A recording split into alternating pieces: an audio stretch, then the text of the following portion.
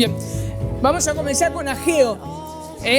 Ageo es el libro más corto del Antiguo Testamento, solamente tiene 2 capítulos, o sea que ese seguramente lo pudieron leer bien, sin ningún tipo de problema.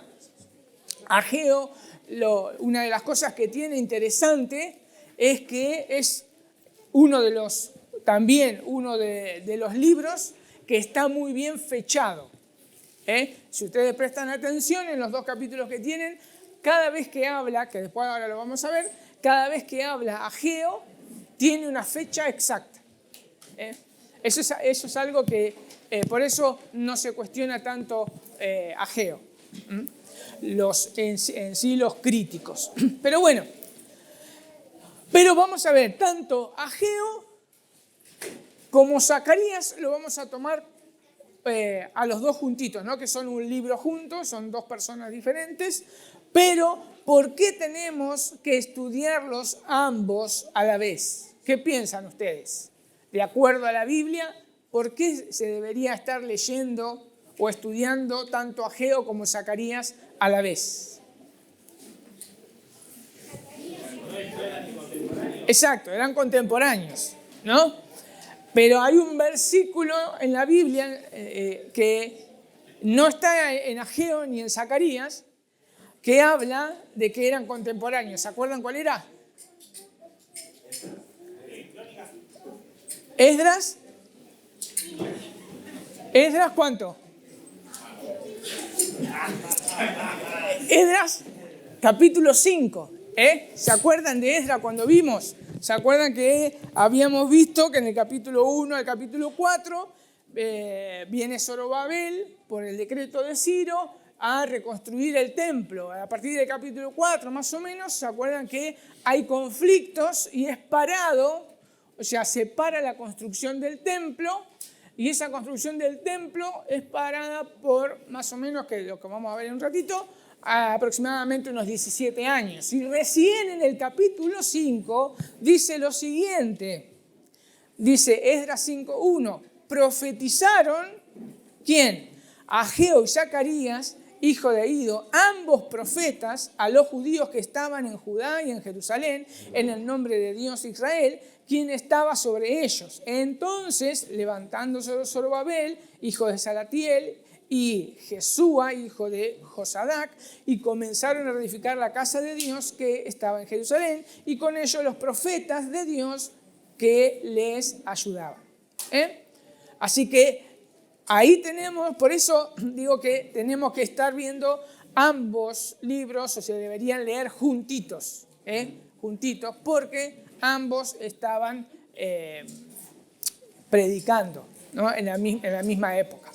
Es interesante porque la construcción que se vuelve a retomar se hace por incentivo de Dios, se hace por incentivo de Dios, que levanta a estos profetas y comienzan a exhortar al pueblo. Si nosotros vemos a Ageo, lástima, obviamente no vamos a tener nada, pero si quieren anotar o hacer un cuadrito, ustedes ahí si tienen para anotar, nosotros podemos poner a Ageo y Zacarías, y es interesante porque si nosotros vemos las fechas que van predicando ellos, las fechas que ellos mismos dicen cuando anuncian su profecía, tenemos, por ejemplo, en Ageo habla y dice año segundo del rey Darío, mes sexto. Después ustedes lo pueden buscar ahí, capítulo 1, está bien claro. Después tenemos en el mes séptimo, fíjense, primero Ageo, mes sexto, Ageo, mes séptimo, la fiesta de los tabernáculos. Después, Ageo no habla hasta el mes noveno, mes noveno, segundo año de Darío. Y ahí termina Ageo. Tiene 4 predicaciones Ageo. Una en el año sexto, 2 en el año séptimo y 1 en el año noveno. Si no me equivoco, si no es, después lo pueden corroborar. Y si nosotros vemos Zacarías, acuérdense, Ageo es sexto, séptimo, noveno. Zacarías es mes octavo y mes undécimo. Fíjense que son contemporáneos. O sea, en el mes sexto predica Ageo, en el mes séptimo predica Ageo, en el mes octavo predica Zacarías, en el mes noveno predica Ageo y en el mes undécimo predica Zacarías. Entonces podemos ver que por eso tenemos que leerlos juntos para poder entender lo que estaba pasando. Obviamente que para entenderlo mejor tenemos que estar leyendo desde Esdras 5 y todo, ¿cómo se llama? Y todo Nehemías. En el año, habíamos visto que en el año aproximadamente 515 se termina, 515, 516 se termina el templo, eso lo van a ver en Esdras 6, del 14 al 15. Para que más o menos tengamos, ¿sí? ¿Va a decir algo? ¿Era un libro antes? No. Siempre fueron 2 libros. Lo que yo digo que tienen que leerlo juntos porque ellos sí predicaron simultáneamente en el mismo lugar. Ambos aún estaban en el templo y ayudaban en el templo. Por eso. Hay otros profetas que también... ¿En la cronológica? No sé, pero deberían. No me fijé en la Biblia cronológica. Yo tengo la Biblia cronológica, pero no me fijé. Pero deberían estar junto con Esdras y Nehemías. Hay otros profetas que fueron contemporáneos, pero que no predicaban juntos a la vez en el mismo lugar. Exactamente en el mismo lugar. Ellos predicaban estando en el templo. Por eso es bueno leerlo juntos. ¿Qué más? ¿Qué más podemos saber de la autoría de Ageo? ¿Quién era Ageo? ¿Qué nos dice la Biblia? No comentario. Primero la Biblia y después los comentarios. ¿Qué nos habla la Biblia acerca de Ageo? ¿Tenemos alguna?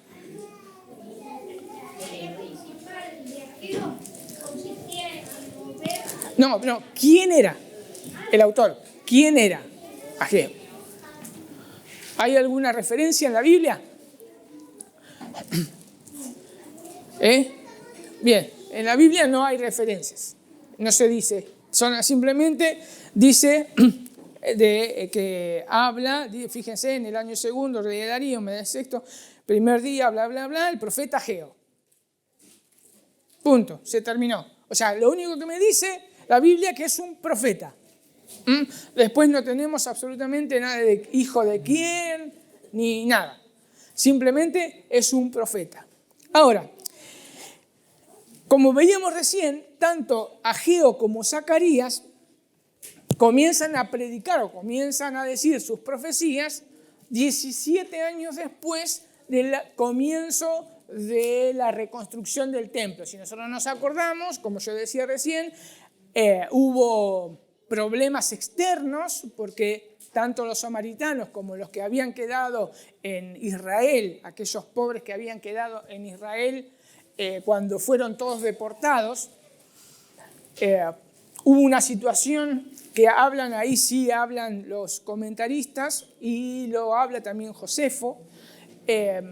Los pobres que habían quedado comenzaron a saquear las casas, obviamente, porque había quedado todo vacío, todos los de alto rango, príncipe, todo eso fueron llevados a Babilonia, entonces se encontraban en una situación terrible. Las 50.000 personas que vinieron con Zorobabel se encontraron con esa situación y comenzaron a tener oposición. Y por esa oposición, ¿no?, y otras cosas internas, que es por su propio pecado, dejaron de construir el templo, ¿no? Y por orden de los gobernadores que estaban en las otras ciudades, que le hablan a Darío y le dicen, no, ¿cómo está pasando? Estos están reconstruyendo, entonces frenaron todo. 17 años después, Dios levanta a estos profetas, Ageo y Zacarías, y exhortan al pueblo a volver a reconstruir. Mientras ellos exhortan al pueblo a volver a reconstruir el templo, ya Zorobabel había mandado carta a Darío para que pueda rever el decreto de Ciro, que fue Ciro el que dijo que tenían que construir el templo. Hasta que pasó todo eso, ya habían empezado a construir por la exhortación de estos profetas. Entonces, 17 años después comienza tanto Ageo y Zacarías a predicar. En el año, entonces, más o menos 520 se dice que comenzaron ellos a predicar. Que es Esdras 5, versículo 1. Y bueno, como dije anteriormente, en el año 515 termina de construirse el templo y reorganizar parte del culto del templo, unas fiestas, los sacrificios, etcétera, etcétera. Entonces, si nosotros hacemos un cuadro, imagínense un cuadro, hagan 4 columnas, ¿no? Y nosotros podemos poner Zorobabel, que viene en el año 536. Es detenido Zorobabel hasta el año 520 y 515. Podemos poner 2 cuadritos. ¿Por qué? Porque Zorobabel es el que viene primero, ¿se acuerda? Con el remanente de 50.000 personas aproximadamente, Esdras 1:4, y comienzan a reconstruir el templo. Echan los cimientos. En el 520 al 515, ahí comienzan otra vez a reconstruir, aparece Ageo y Zacarías, hasta su culminación. Después del año 515 hasta el 460, más o menos, puede haber algunas diferencias. Yo estoy redondeando números porque hay diferencias, ¿no? de los años, un poquito. Pero más o menos en el año 460 viene Esdras por primera vez con el segundo grupo de exiliados. Entre el año 515 y 460 se dice que no hay nada escrito acerca de los judíos, nada. O sea, hay un vacío ahí, hasta que Esdras vuelve. Ahí Esdras vuelve, Esdras 7, a partir de la Esdras 7, y entre medio del 515 y hasta que Esdras vuelve, tenemos el libro de Esther. Ese vacío que no hay nada escrito, lo podemos suplir con Esther, pero con los judíos que estaban en Babilonia, no en Israel. Es lo único que tenemos, ¿no? Y después viene Nehemías, más o menos en el año 440, y aparece ahí el último profeta, Malaquías. Más o menos ese es el cuadrito que ustedes deberían hacer. Ahora, ¿cuál es el tema central? Ya lo dijimos, ¿cuál es el tema central del mensaje de Ageo? ¿Cuál era el mensaje central? ¿Cómo? En ellos mismos, no en las cosas de Dios. Vale. No escuché. Decía que estaban centrados en ellos mismos y no en las cosas de Dios. Exacto, pero ¿y el mensaje central? ¿Qué vino a hacer Ageo? No. Bueno. Exacto. Vino a reavivar que tiene que reconstruir el templo. Ese es el mensaje principal. Sí hay arrepentimiento, sí hay mensaje, o sea, pero el mensaje central es volver a levantar a la gente a que reconstruyan el templo, algo que habían dejado. Fíjense, Ageo 1:8 dice: subid al monte, traed madera y reedificar la casa, y pondré en ella mi voluntad y seré glorificado, ha dicho Jehová. Fíjense la exhortación de Ageo. Ese era el propósito. Y el versículo 14 de Ageo 1 dice, y es interesante porque es algo que lo van a ver en Ageo. Dice, y despertó Jehová, dice, el espíritu de Zorobabel, también despertó el espíritu de Josué, también despertó Josué el sacerdote, también despertó el espíritu del pueblo y comenzaron a construir la casa. Si nosotros leemos Esdras, dice que cuando predicó los profetas, tanto a Ageo y Zacarías, dice que Zorobabel comenzó a edificar la casa. Y acá Ageo nos está diciendo que Dios despertó el espíritu de Zorobabel, del pueblo y de Josué para edificar la casa. Es interesante porque nosotros podemos ver ahí, si nosotros vemos la responsabilidad del hombre y la soberanía de Dios, cómo actúan juntas. Porque si no era por Dios que despierta el espíritu de Zorobabel, así como hizo con Ciro, que despierta el espíritu de Ciro y pudo el pueblo de Israel volver a Israel, exactamente pasa lo mismo. Dios despierta el espíritu de Zorobabel y del pueblo y del sumo sacerdote y comienzan a reedificar el templo. Ahora, ¿cómo podemos dividir el libro de Ageo? Bien, el libro de Ageo obviamente se puede dividir por las fechas de los oráculos que está diciendo Ageo. Entonces, va a ser en 4 partes. La mayoría de los comentarios lo dividen en 4 partes porque hay fechas exactas. La primera podemos ver que es del capítulo 1, versículo 1 al 15, que es la exhortación a edificar el templo. Ahí, bueno, como decíamos, vemos que las circunstancias eran diferentes, o sea, las circunstancias externas era que los enemigos no querían que reedifique, pero ellos, ¿qué hicieron? Si ustedes ven, después el versículo 9 dice, buscáis mucho y halláis poco, y encerráis en casa, y yo los dispersaré en un soplo. ¿Por qué? Dice Jehová de los ejércitos, por cuanto mi casa está desierta y cada uno de vosotros corre a sus propias casas. ¿Qué es lo que estaba pasando acá de acuerdo al capítulo 1? Que ellos comenzaron a decir, bueno, si no podemos reconstruir el templo, construyamos nuestras propias casas y ocupemos en nuestra propia economía. Entonces, es ahí el pecado de Israel, que se olvidó de la prioridad. Ellos tenían una misión, debían reconstruir el templo porque ahí era donde Dios iba a hablarles. Y ellos se olvidaron, ¿no? Después tenemos en el versículo 10 que trae, o sea, la ira de Dios, los campos no dan frutos, por más que trabajen, no dan frutos.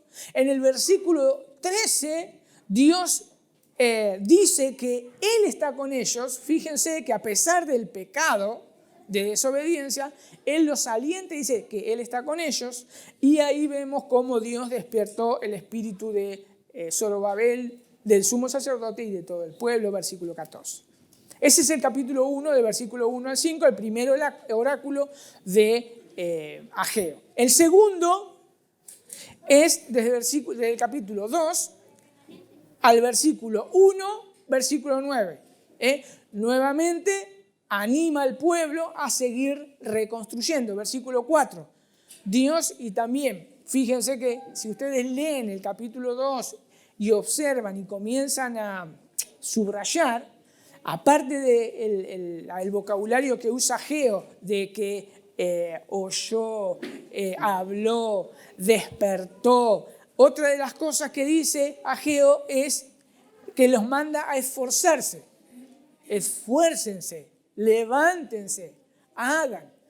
Eso es el lenguaje que está usando. Y bien, y en este segundo mensaje, Dios manda a esforzarse, cobrar ánimo, porque Él estaba con ellos, versículo 4 del capítulo 2. Después, en el capítulo 2, versículos 7 al 9, vemos una promesa que les dice, si ustedes terminan de construir, y hay un propósito de por qué tenían que construir, porque dice que mi gloria, dice Dios, mi gloria, dice, va a estar en el templo y que iba a ser mayor que el templo de Salomón. ¿Qué pasó si ustedes se acuerdan de Esdras, qué pasó cuando terminaron de construir el templo? ¿Cómo era el templo?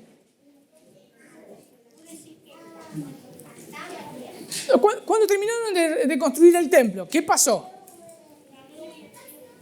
No, en Esdras, el segundo templo. Exacto, había lloro y alegría, ¿se acuerdan? ¿Por qué? Porque los ancianos, en sentimientos encontrados, los ancianos habían visto cómo era el templo de Salomón. Como el templo de Salomón no hubo No hubo. Y la gloria de Salomón, ustedes lo pueden ver ahí en Primero de Reyes y en Crónicas también, bajó y se tuvieron que ir todos. No podía estar ni Salomón ni los sacerdotes. Cuando la gloria, la Shekinah de Dios bajó y llenó el templo. Y acá Dios le está diciendo que su gloria iba a bajar al templo y iba a ser mayor que el templo de Salomón. Fíjense que para el pueblo va a decir, bueno, obviamente los anima a reconstruir, porque cuando Ageo dice eso, los está alentando a seguir construyendo, todavía no habían terminado. Entonces, es un incentivo para el pueblo. Porque, ¿qué es lo que van a estar pensando? Si nosotros reconstruimos, no me importa si me persiguen, no me importa nada. ¿Por qué? La gloria de Dios va a bajar y va a ser mayor que la de nuestros padres cuando vieron el templo de Salomón. ¿Se dan cuenta cómo Dios los va llevando, cómo Dios los va incentivando a que hagan su voluntad? Los exhorta. Después vamos a ver qué es esto de la gloria de Dios. En el capítulo 2, versículo 10 al 19, tenemos otro oráculo, que es un llamado a la santidad. Es interesantísimo ese pasaje, porque ahí Dios habla con los sacerdotes. Y les habla a través de la ley. Le pregunta a los sacerdotes a través de la ley y le dice, yo se lo voy a parafrasear, ¿no? Dice, ¿qué pasa si ustedes llevan un animal sacrificado que está santificado, ¿no?, para el holocausto? ¿Qué pasa si ese animal toca el borde de sus mantos? ¿Qué dice la ley? Y los sacerdotes dijeron, es impuro, no puede ir a sacrificio. Y así hay una serie de cuestiones que Dios le da, ¿no?, que habla de que las cosas santificadas no pueden tocar lo impuro. ¿Por qué? Porque se vuelven impuras.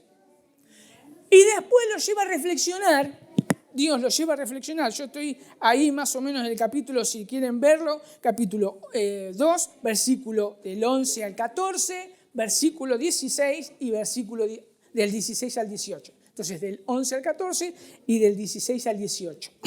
¿Qué es lo que le está diciendo Dios con ese mensaje? Está diciendo, las piedras que están poniendo ustedes hoy son impuras porque hay pecado.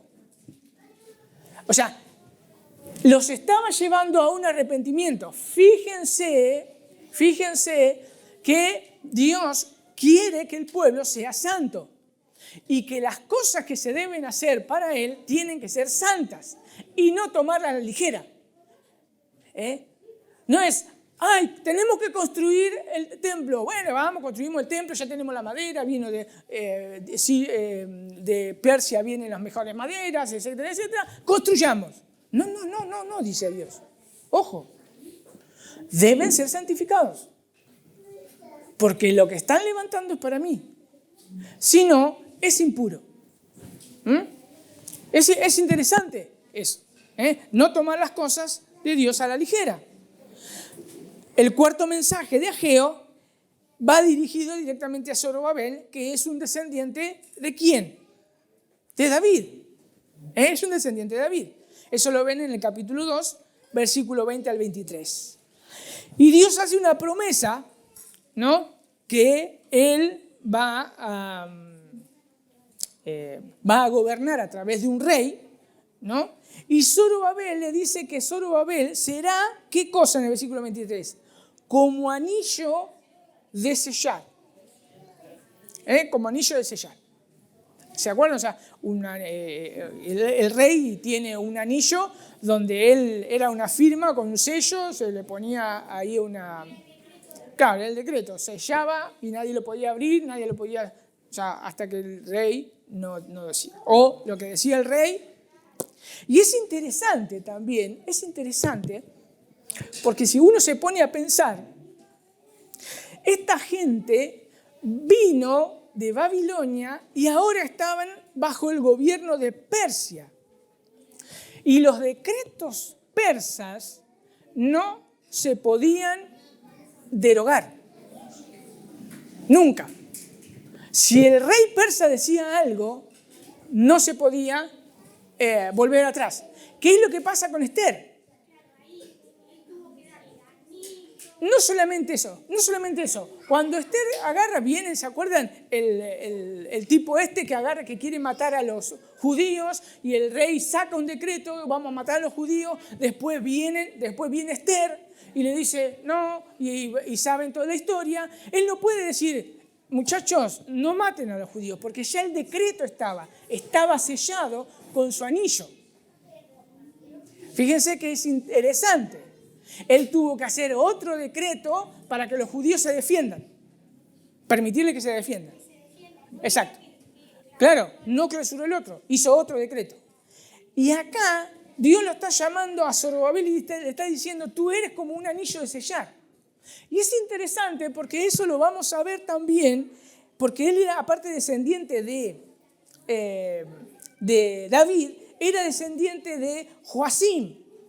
Y Jeremías habló acerca de Joacim, un rey malvado. Jeremías 22:24 dice, vivo yo, dice Jehová, que si Conías o Jeconías, es lo mismo, hijo de Joacim, rey de Judá, fuere un anillo en mi mano derecha, dice Dios, aún de allí te arrancaría.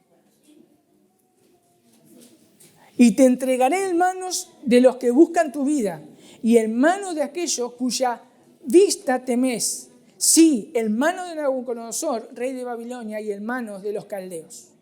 Ageo toma esta imagen del anillo de sellar, porque el que le está hablando, Joacim, el que le está hablando es un descendiente de David. Y David Dios hizo un pacto con David, que iba a tener un rey perpetuo, ¿se acuerdan? Con esto, con lo que le dice a Joacim, parece que se terminó ese pacto que hizo con David, porque lo desprecia al descendiente y al hijo de Joacim. Entonces Ageo toma esa imagen y está revirtiendo lo que le dijo a Joacim. Y ahora la descendencia de David sigue vigente. ¿Por qué? Porque Dios le está diciendo, ahora te voy a tomar a vos, Zorobabel, y vas a hacer anillo como anillo de sellar. Está revirtiendo esa maldición que se le hizo a un hijo de David, y ahora a este hijo de David le está diciendo, tú eres el anillo de sellar. ¿Se dan cuenta? Entonces, cómo Dios sigue su plan de redención. ¿Qué más? Bueno, ya vamos a ir terminando con Ageo. Jesús, podemos ver ya a Jesús en Ageo. ¿Cuántos años pasaron de esa analogía? Y Joacim. Y Joacim, imagínense que fueron en el 538, Nabucodonosor destruyó el templo, así que desde el 500 más o menos, 550 más o menos, hasta esto que es 520. Déjenme pensar si estoy diciendo bien las cosas. Sí, esperen un cachito, porque se me dan vuelta, porque como es disminución, entonces se me... Claro. Pero Joacim más o menos, sí, más o menos, ya le digo, en el 538, el 538 es el decreto, en el 600, en el año 605 comienza la deportación de Babilonia, la primera deportación, que más o menos ahí anda Joacim. Así que desde el 600 más o menos al 520. ¿Cómo? 80 años, sí, más o menos puede ser. Porque 70 años estuvieron de cautiverio. Ahora, Jesús en Ageo.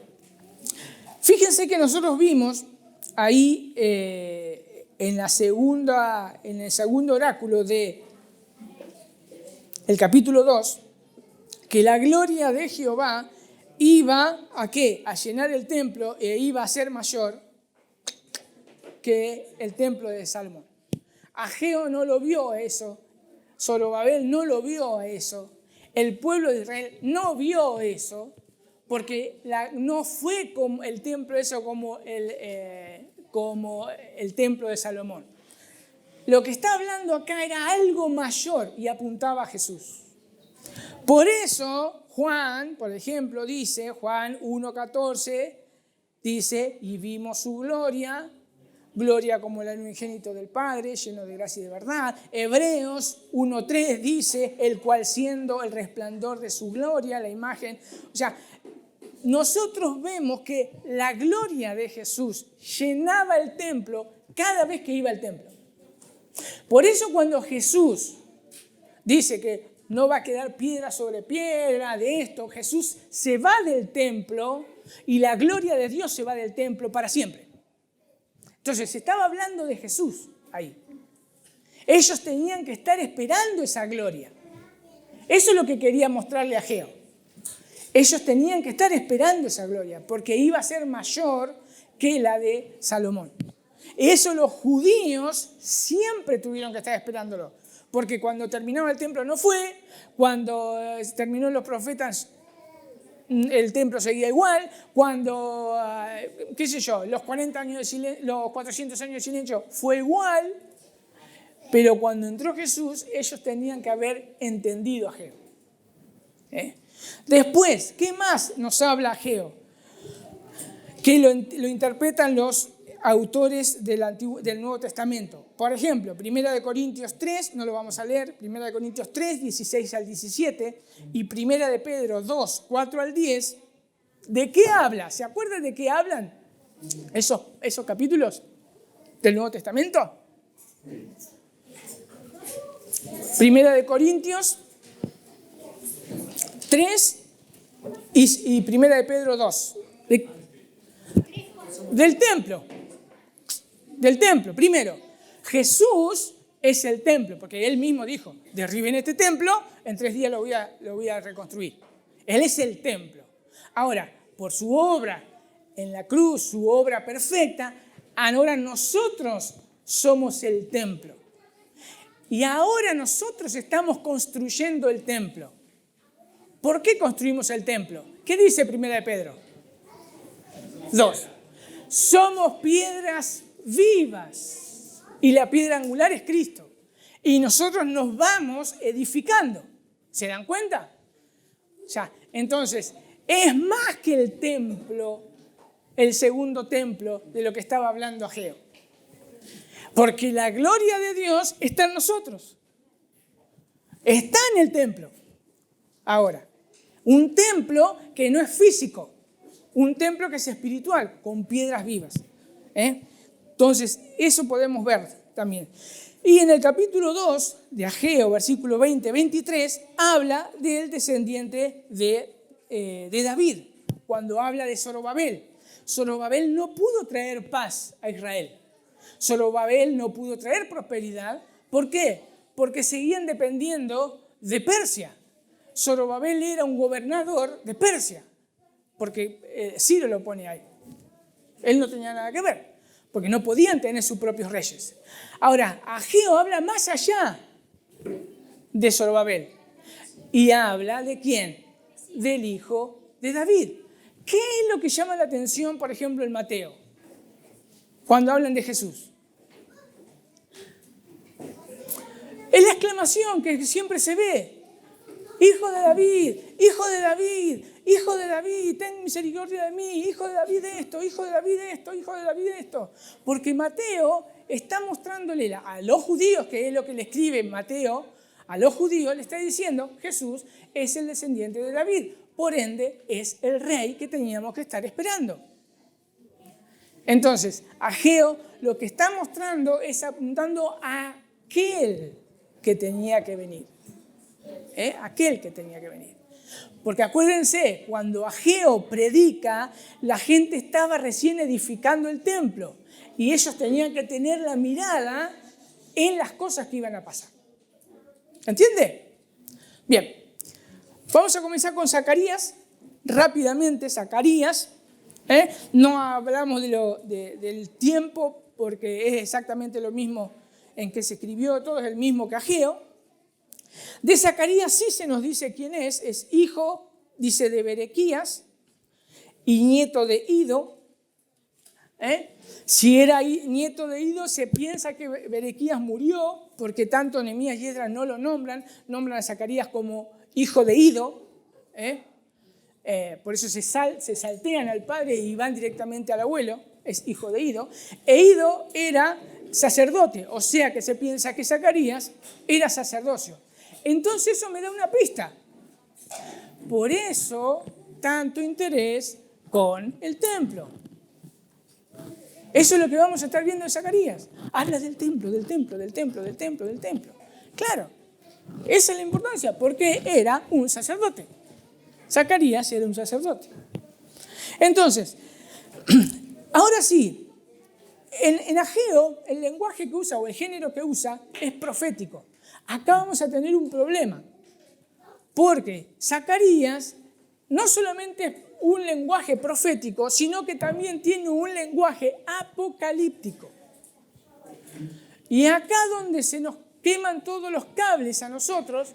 ¿Por qué? Porque cuando leemos Zacarías enseguida queremos ver qué son esos carros y esos caballos alazanes y esa mujer que la ponen en un cesto para pesar o en una efa, es lo mismo. Entonces, y nos desviamos de los detalles que queremos ver y cuándo va a suceder, y si es esto, o en el milenio, o en el no sé cuánto. Entonces nos vamos desviando y nos olvidamos del mensaje central. Entonces yo me voy a ocupar del mensaje central. No, ni del milenio, ni nada de eso. El mensaje que quería dar Zacarías. Y qué es lo que entendían esta gente. De eso yo voy a hablar. Porque, obviamente, la literatura apocalíptica, primero, es interesante porque la lectura apocalíptica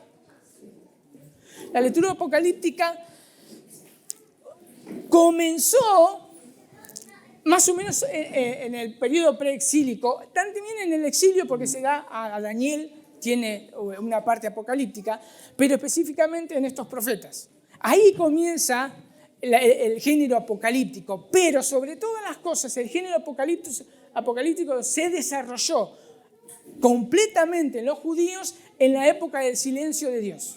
Ahí se desarrolla por eso los críticos, cuando agarran a Daniel, dicen, no es en la época del cautiverio, es en la época, en el 200 antes de Cristo, en vez de desde el 500, no. ¿Por qué? Porque el género apocalíptico se desarrolla completamente en esa época. ¿Se dan cuenta? Por eso hay crítica. Y Zacarías se le dice, no fue escrito por Zacarías. Bueno, sí, del 1 al 8 te dicen. Del capítulo 1 al capítulo 8, del capítulo 9 al capítulo 14, dicen, no, fue escrito por otros en el periodo de silencio, en el 200 más o menos.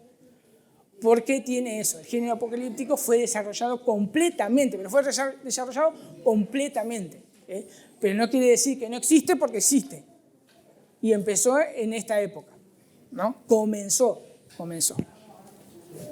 Algo aparte que le estoy diciendo. Ahora, la diferencia que hay entre Ageo y Zacarías, lo podemos ver que Ageo, el lenguaje que usa Ageo, es más exhortativo y reprensivo. Está continuamente, levántense, miren, pa. ¿Viste? En cambio, y Dios usa a Ageo para comenzar el avivamiento con ese mensaje. Zacarías ahora tiene que mantener ese avivamiento. Y lo va a hacer de una forma, en su lenguaje, positivo. ¿Qué quiero decir con esto? Cuando nosotros leemos, eso lo van a ver mucho en teología sistemática, cuando lean o algunos comentarios del Antiguo Testamento o Nuevo Testamento. Van a ver la palabra, esto es positivo, esto es negativo. El negativo no es algo que es malo, ¿no?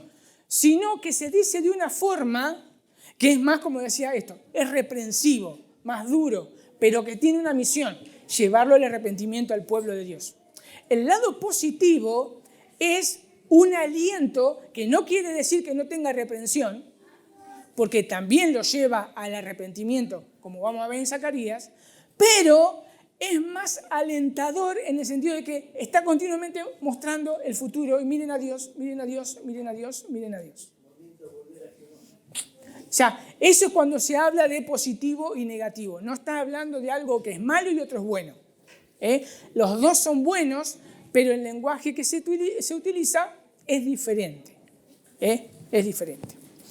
Bien, Ageo es más reprensivo, Zacarías va a ser más alentador. Así todo Zacarías, fíjense, que va a hablar mucho acerca del día del Señor, que no lo hace Ageo.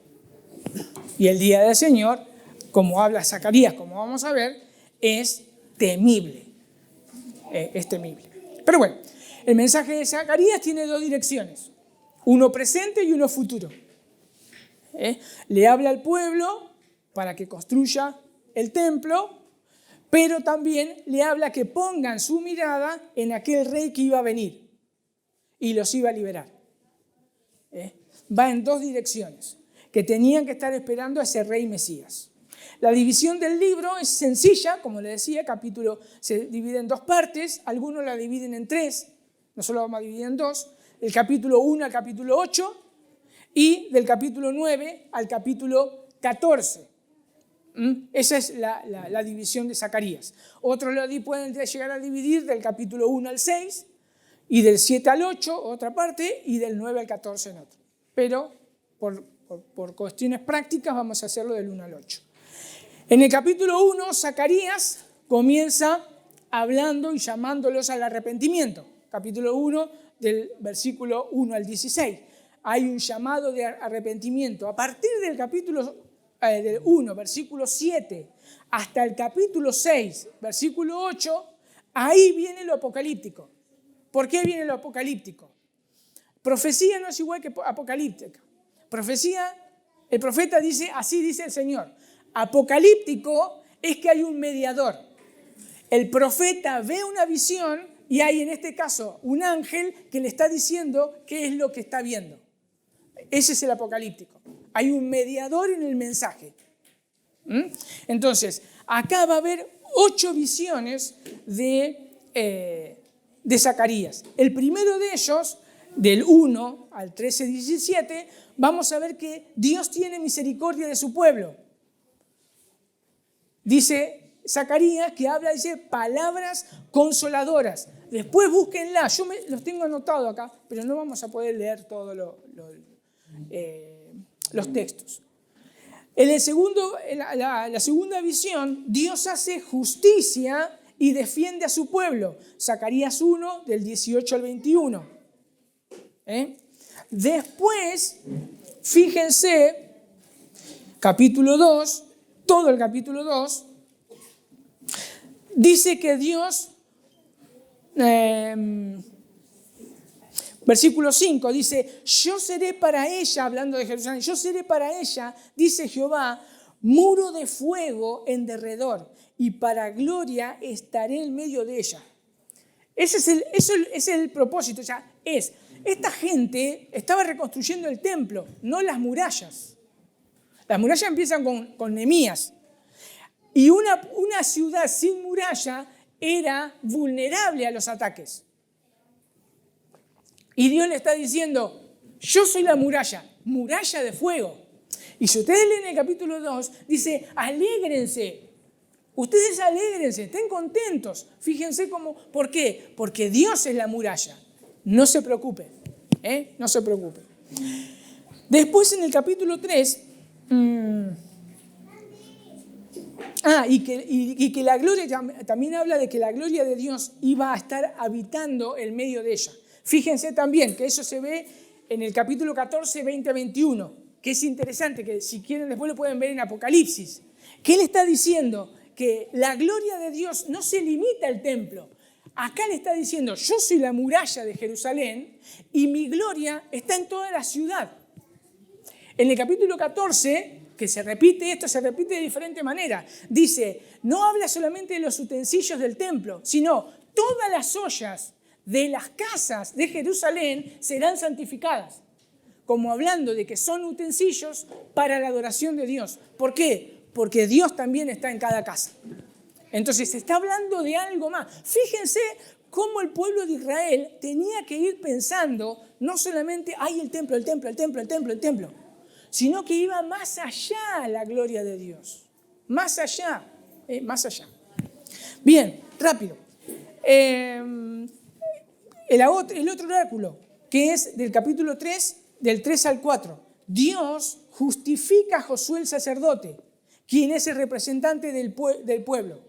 Es interesantísimo, ahí se habla de un juicio que está Josué frente a Dios, Satanás al lado acusando, muy parecido, parece como un Job, ¿no? Satanás acusando ahí a Josué, Josué con ropas viles, el sacerdote, no Josué, el de Josué, el libro de Josué, el sacerdote, con ropas viles, y Dios le dice, quítenle esas ropas viles y vístanlo de nuevo. Y es interesante porque ahí está hablando acerca de la justificación de Josué. Josué no hizo nada, simplemente Dios dijo, él va a ser justificado. Por eso se le llama a este trozo de Zacarías el Evangelio de Zacarías. Porque después Pablo en Romanos 8, ¿qué dice en Romanos 8? Versículo 33 más o menos. ¿Qué dice?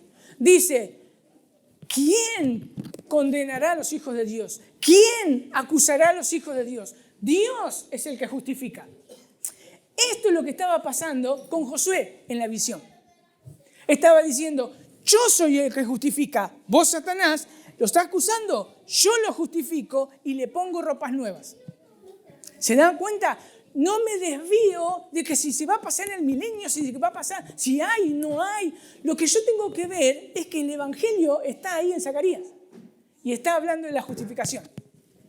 ¿Se dan cuenta cómo no me tengo que ir de los detalles? No me tengo que ir de los detalles. Después, capítulo 4, Dios es el que edifica la casa y la sostiene. Porque se lo dice a Zorobabel, no es con fuerza, no es con espada, es con mi espíritu. Después, capítulo 5, Dios quita el pecado del pueblo y envía la maldad a Babilonia. Esa Babilonia que oprimía al pueblo, Dios quita la maldad, esa Efa, esa mujer que hay ahí, y la manda a Babilonia. Y Dios quita el pecado del pueblo.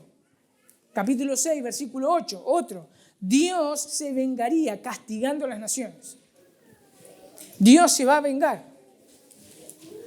Ya ahí terminan los oráculos. Después viene el capítulo 6, versículo 6 al 15, que es el renuevo que vendría de ese rey sacerdote. Si nosotros vemos capítulo 6, versículo, del 6 al 15, acá está hablando acerca de que traigan las maderas que estaban trayendo. No es ninguna visión, pero dice que le manda a Zacarías que haga una corona de oro y se la ponga. ¿Quién a la corona de oro? A Josué. ¿Quién es Josué? Sacerdote. ¿Y a quién se le debe coronar? Al rey. ¿Y qué es lo que está diciendo? Eso. Ya volviéndolo al Nuevo Testamento. ¿Qué es lo que tenían que estar observando ellos? Porque nunca un sacerdote podía ser rey y nunca un rey podía ser sacerdote. Pero acá está pasando algo extraño. Un sacerdote es coronado. Cristo es el sacerdote rey. Entonces ellos ya tenían que estar pensando que un sacerdote rey iba a venir. ¿Se dan cuenta? Después, que ese es el renuevo que habla. Después, el capítulo 7 al capítulo 8, nosotros vemos el significado de la verdadera piedad. Es interesantísimo esa parte del pasaje, porque los que habían venido de Babilonia, ellos en Babilonia hacían ayunos de lamentación. Primero, hacían ayuno de lamentación porque se acordaban de la tragedia que había pasado Israel. Pero sobre todas las cosas, dicen algunos comentaristas, que era para diferenciarse de los gentiles también. Y esta gente le dice, ¿seguiremos ayunando? ¿Seguiremos ayunando? Y Dios responde a través del profeta con en 4 partes.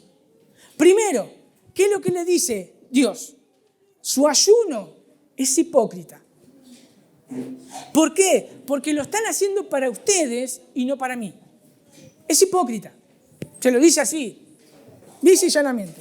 Después, habla acerca de la causa del exilio. Versículo 8 al 14 del capítulo 7. Habla acerca del exilio. ¿Por qué sucedieron todas esas cosas? Y porque Israel hacía todo lo que no tenía que hacer, quebrantando el pacto. Y van a ver ahí del tema de huérfanos, viudas y un montón de cosas. Después, en el capítulo 8, versículo 1 al 17, habla de la restauración de Jerusalén. Que a pesar de todo eso, Dios iba a tener misericordia del pueblo y iba a restaurarla. Y por último, en el capítulo 8, versículo 18 al 23, habla algo que seguramente le vuela la tapa de los sesos a los judíos. Dice que todas las naciones de todos lados van a venir y van a adorar acá. Entonces está hablando de la salvación de los gentiles, de alguien que ellos querían ser diferentes, porque habían perdido el propósito, porque yo tengo que ir más atrás. Cuando Dios hace el pacto con Abraham, le dice, van a ser, vos, tu pueblo, va a ser bendición a las naciones. Y se estaban olvidando de eso, y se olvidaron de eso. Y ahora Dios está diciendo, miren, los gentiles van a venir y van a adorar. Es más, va a ser tal la situación que van a ver a un judío y lo van a agarrar del manto y le van a decir, llévanos a donde está Dios. Entonces, eso es lo que le está diciendo Dios al pueblo de Israel. Le está mostrando realmente todo lo que Dios iba a hacer por ellos. Todo. Y ahora venimos en la segunda parte, que es del capítulo 9 al capítulo 14. Y es interesantísimo porque también acá, no nos distraigamos, esto es profético, no es apocalíptico. Así dice el Señor, son estas palabras. Pero lo interesante acá, no nos perdamos en los detalles, busquemos lo central. En el capítulo 9, versículo 9 al 10, está hablando de la humildad del Mesías, del rey que iba a venir, del rey Mesías. ¿Qué dice ahí? ¿Cómo iba a venir el rey? En un asno iba a venir sentado. ¿Se acuerdan que Mateo lo conecta? Cuando la entrada triunfal de Jesús, como rey, y la gente lo aclamaba. O sea, esos judíos estaban entendiendo más o menos que el que estaba viniendo era el rey que Zacarías estaba diciendo. Después vemos el capítulo 10, versículo 15 al 16, y bueno, y varios versículos más. Vemos, el rey Mesías libera a su pueblo del cautiverio. Ahí vemos lo que Dios hace a través del rey, que arrasa con todo y libera del cautiverio. El capítulo 11, versículos 5, 8, 10, 13. El Mesías es rechazado. Y eso lo pueden comparar con Mateo 26, 15, Mateo 27, 9 y 10. Que Él es rechazado. Jesús es rechazado, le dice a los discípulos. Después vemos la liberación del pueblo en el capítulo 12, versículo 7, 10. Vemos la liberación del pueblo, el arrepentimiento por ver al que fue atravesado. Al que fue atravesado. Ahí lo pueden comparar después, lo pueden ver que Él fue atravesado en el Nuevo Testamento. Después, capítulo 13, versículo 1, habla de un manantial En aquel tiempo habrá un manantial abierto en la casa de David y para que los habitantes de Jerusalén y para la purificación de pecado y de inmundicia. Dios va a purificar al pueblo. Dios purifica al pueblo. Capítulo 13, versículo 7. El pastor es herido y esparcidas sus ovejas. Mateo 26, 31. ¿Qué es lo que dice? Después, capítulo 14, ahí viene la venganza del Mesías y por fin trae la paz del pueblo. Es interesante que me llamó la atención que si ustedes leen Zacarías 9 al 14, es una secuencia circular. Si ustedes lo pueden ver, es Dios libera el Mesías, o sea, y algo le pasa al Mesías rey. O es atravesado, es rechazado, todo. Pero empieza, termina. No es, y si uno lo lee de corrido no puede decir, es cronológico. Primero es rechazado, después atravesado, después... No, es una secuencia, empieza y termina. Así se debe leer Apocalipsis. Es algo circular, no es cronológico Apocalipsis. Hay capítulos que empieza una tragedia, termina la tragedia, con Dios triunfando. Empieza una tragedia, termina una tragedia, Dios triunfando. Es exactamente lo mismo que está pasando acá con Zacarías. Empieza, termina. Porque está alentando al pueblo de que Dios traerá la victoria. Lo que Zacarías nos deja es mirando hacia el futuro, esperando al Mesías Rey. Esto era útil para el pueblo. Era útil para el pueblo porque Dios muy pronto iba a guardar silencio por 400 años. Muy pronto. Que eso lo vemos en Malaquías. Malaquías es interesantísimo. Malaquías comienza, como decíamos, unos 70 años después de las profecías de Ageo, 70 o algo así, 50, de Ageo y Zacarías. Otra vez, cuando Nehemías, si ustedes se acuerdan de Nehemías, cuando Nehemías vuelve a Jerusalén, ¿qué encontró Nehemías? Ya el templo estaba construido, ya hacía muchos años que estaba construido. Se habían olvidado de todo, se habían vuelto a casar con gente pagana, habían hecho todo mal. Y ahí aparece Malaquías. Malaquías comienza otra vez a observar y a mirar y podemos tener varias cosas acá en Malaquías. Se escribió en el 450. El tema central de Malaquías, el pueblo se estaba comenzando a alejar de Dios y Dios tendrá que levantar un profeta para hacerlos reflexionar y llevarlos al arrepentimiento antes que venga el día del Señor. Tenían que reflexionar porque ese es el mensaje de Malaquías, antes que venga el día del Señor. Malaquías se divide en 6 partes, también es muy claro. ¿Por qué es muy claro? Porque es una conversación que hay. Dios y el pueblo. Dios dice, por ejemplo, capítulo 1, versículo 2 al 5. Primero, Dios afirma que Él tiene amor por su pueblo. Yo los amé. El pueblo le dice, ¿en qué nos amaste? Y ahí Dios ama a través de un pacto. Dice, miren, estaba Esaú y Jacob, a Jacob lo escogí. ¿Ven? Yo a él, porque quise escogerlo. Y a Esaú, dice, lo destruí. Eso le dan a Abdías. Yo a Esaú lo destruí, al pueblo de Esaú, que siempre lo estaba hostigando, los destruí. ¿Ven el amor que tengo? Pactual. Yo soy un Dios que ama. Dios es Padre y Señor de Israel, capítulo 1 al 2:9. Dios acusa a su pueblo de haberlo despreciado. Fíjense después, léanlo. Y el pueblo le dice, ustedes me despreciaron, ustedes dan lo peor para mí. Lo peor. En vez de darme un cordero sin mancha, o sea, un cordero sin defecto, me están trayendo lo peor. Y el pueblo dice, ¿y en qué? ¿En qué hicimos? No hicimos nada. Y entonces Dios tiene que reprenderlo y decirle, ustedes hicieron estas cosas. Dios es Padre y Creador de Israel, capítulo 2, versículo 10-16. Y el pueblo cuestiona otra vez y le dice, o sea, ¿en qué hemos roto el pacto de nuestros padres? Porque Dios le dice, rompieron el pacto de vuestros padres. ¿En qué? ¿Y en qué lo rompieron? Dice, se comenzaron a casar con personas que no eran judías y se separaban de las personas judías. Había divorcio en el pueblo como pueblo santo. Preferían la gente impía y no al pueblo santo. Y los tiene que reprender.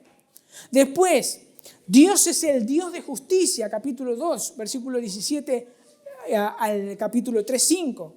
Dios está cansado de las palabras del pueblo. Es terrible esa parte, es terrible, porque está cansado. Dice, habéis hecho cansar a Jehová con vuestras palabras. Y el pueblo dice, ¿en qué te hemos hecho cansar? ¿En qué decís? Cualquiera que hace mal agrada a Jehová y en tales se complace. O si no, ¿dónde está Dios de justicia? Estaban cuestionando la justicia de Dios. Estaban diciendo, mirá, esta gente está prosperando y le está yendo bien. ¿Dónde está el Dios de justicia? Cuestionando la justicia de Dios. Dios estaba harto de esas cosas. Después, ahí habla en el capítulo 3, versículo 1 al 5, que Dios iba a enviar un mensajero que iba a preparar el camino del Señor, iba a traer limpieza y juicio. Interesante, porque ¿quién es esa persona que iba a preparar el camino? Juan el Bautista. Ellos tenían que estar atentos, es decir, pucha, nos estamos equivocando mal, y va a mandar un mensajero que va a preparar el camino del Señor, y ese camino del Señor iba a ser la ira del Señor. Iba a traer limpieza, pero iba a traer justicia. Ojo al piojo. Tenían que estar atentos. Obviamente no ocurrió en esos días, ocurrió después en el Nuevo Testamento. Dios no cambia, capítulo 3, versículos 6 al 12. Dios no cambia, pero el pueblo debía cambiar. El pueblo responde, ¿cómo vamos a cambiar?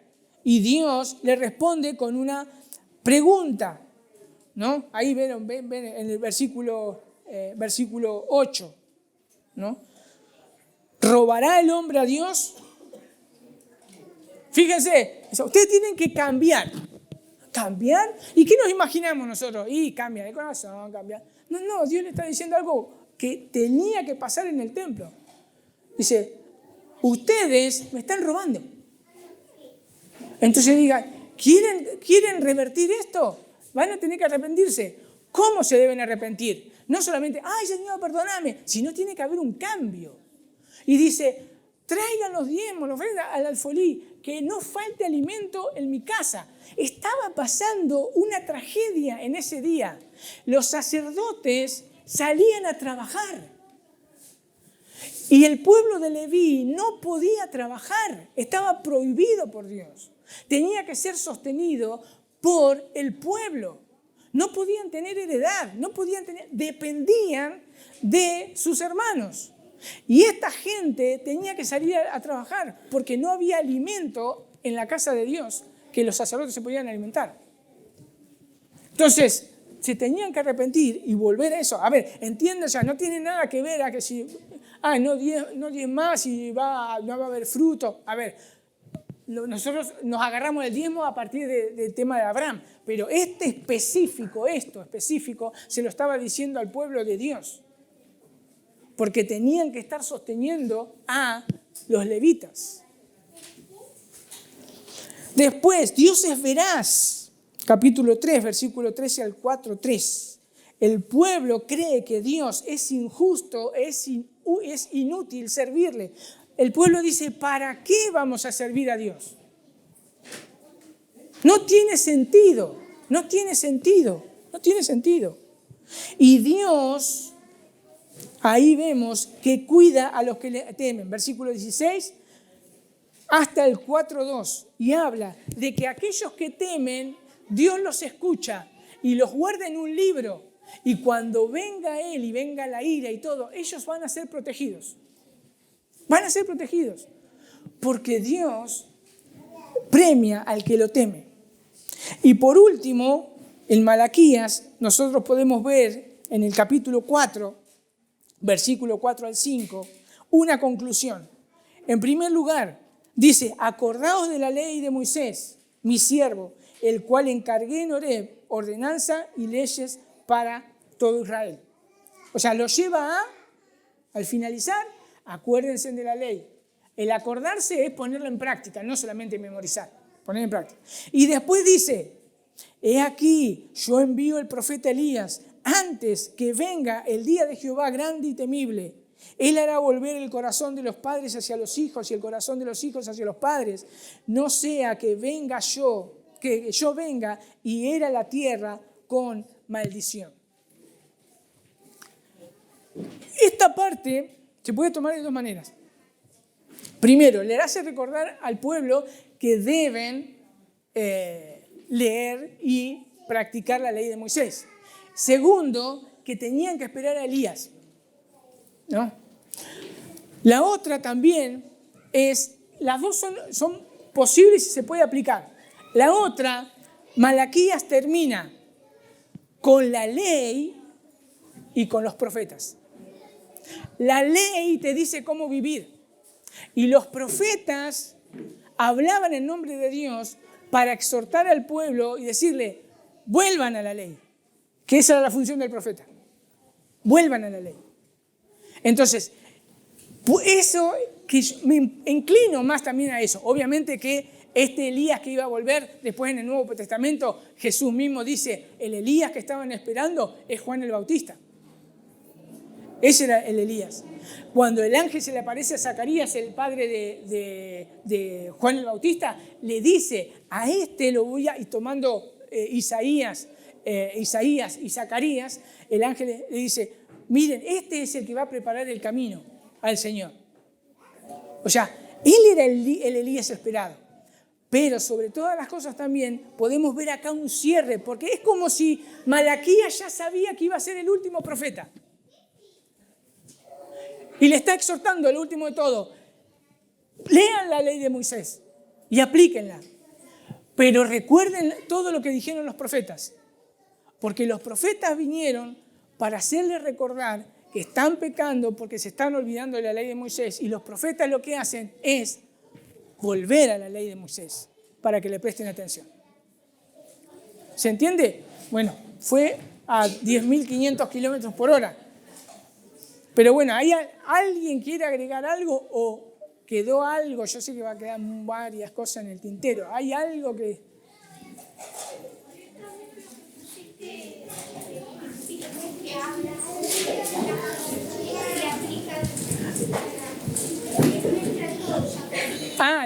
Los videos. ¿Hay algo que no entendieron, que no...?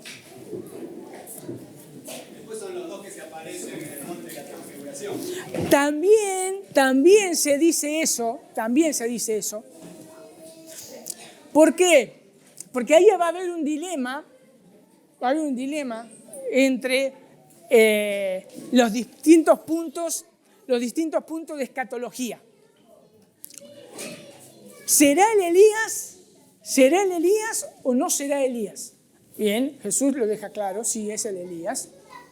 Pero este Elías que vino a anunciar que iba a preparar el camino para aquel que iba a limpiar e iba a traer la ira de Dios. Y Jesús vino y no vino con la ira de Dios.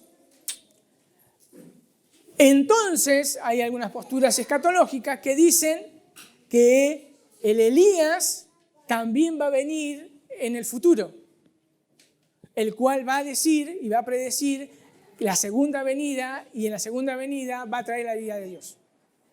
Son esas conjeturas. Algo específico que yo me tengo que quedar es, la Biblia sí habla específicamente por palabra de Jesús que Elías era Juan el Bautista.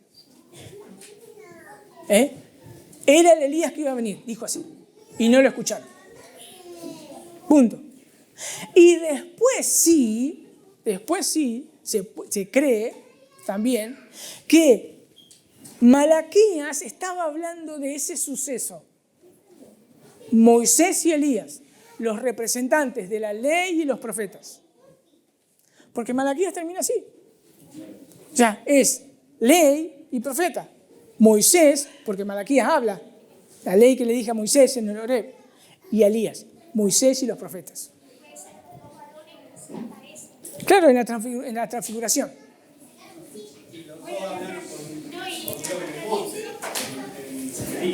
También. Porque, a ver, cuando nosotros vemos a Moisés, vemos la ley, los 5 libros. Y cuando se habla de los profetas, todos los profetas se resumen en Elías, el gran profeta, porque fue el gran profeta, Elías. Entonces, se resume en Elías. Por eso, en la transfiguración pasa eso. Están ambos representantes, el Antiguo Testamento plasmado al lado del Nuevo Testamento. El Antiguo Pacto y el Nuevo Pacto. Jesús con Moisés y Elías. ¿Algo más? ¿No? Bueno, vamos a orar y vamos. Señor, te damos gracias porque pudimos estar estudiando tu palabra y te queremos pedir, Señor, que bendigas el día de hoy y que nos guardes y que podamos honrar y glorificar tu nombre en todo lo que hagamos. En el nombre de Jesús. Amén.